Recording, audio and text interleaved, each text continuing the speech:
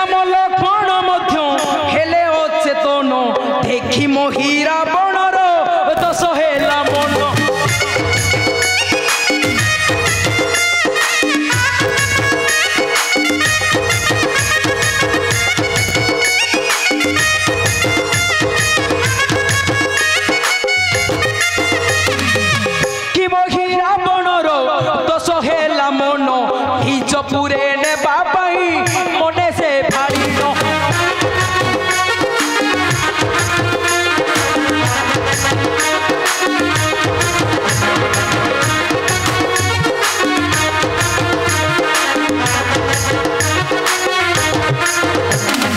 श्रीराम लक्ष्मण हेले अचेतन देखी मोहि रावणर दश हेला मन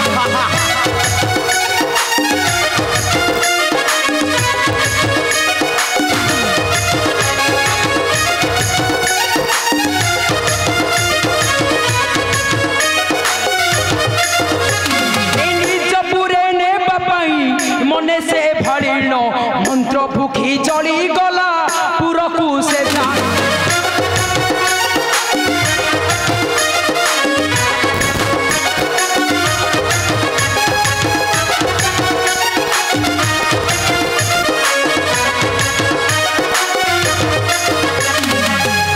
माया बड़े मुही ओटई निपुण किपरि तू जानिबु रे श्रीराम लक्ष्मण